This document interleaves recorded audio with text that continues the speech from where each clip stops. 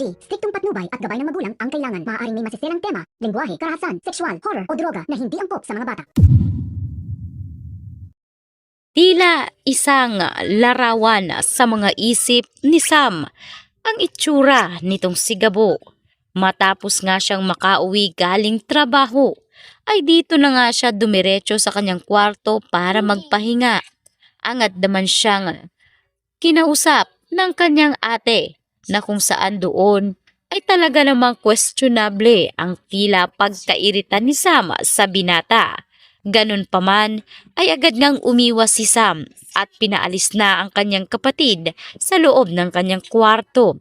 Samantalang dibdiban nga ngayon ang pakikiusap ng kanyang amang si Rudy dito kay Gabo na umiwas na umano ito sa gulo sapagkat hindi makakabuti kay Gabo kung patuloy niya pa ring paiiralin ang galit sa kanyang utak. Kaya bilang pakikiusap ay dito nga sinabi ni Rudy na kung mahal siya nitong si Gabo ay pipilitin nitong magbago dahil hindi umano ito ginagawa ng ama para sa kanyang anak dahil mataas umano ang pangarap ni Rudy sa kanyang anak na si Gabo. Kaya dito humingi ng dispensa si Gabo at ipinapangakong huli na ang kanyang away dito kay Django.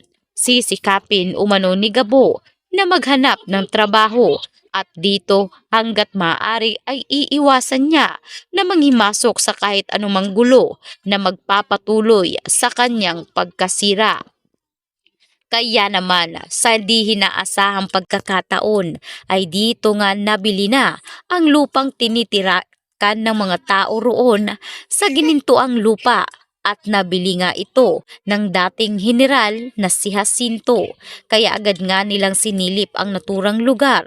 Ngunit nagtataka ang mga taong bayan doon kung bakit para bang kinukuha na ito sa kanila. Kaya sinabi ngayon ng general na balak niya nang kunin ang naturang lugar at kinakailangan umano nga isa-isa na silang mag-impake at maghanap na ng kanilang matitirhan. Kaya naman dahil sa matagal na ang nakatira ang mga tao roon ay ipaglalaban umano nila ang kanilang karapatan at hindi sila papayag na bawiin ito ng kahit sino ang gininto ang lupa. Kaya naman sa makatuwid ay nauwi nga sa malaking gulo at rambulan at napasubo na naman itong si Gabo sa kaguluhan.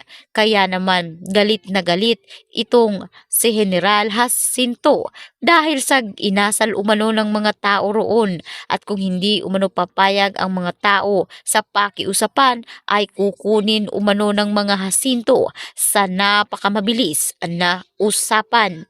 Kaya naman ngayon problemado ang mga tao sa naturang lugar sa ginintuang lupa dahil sa tuluyan na rin kayang mawawala ang naturang lugar na kinalakihan ng mga ito.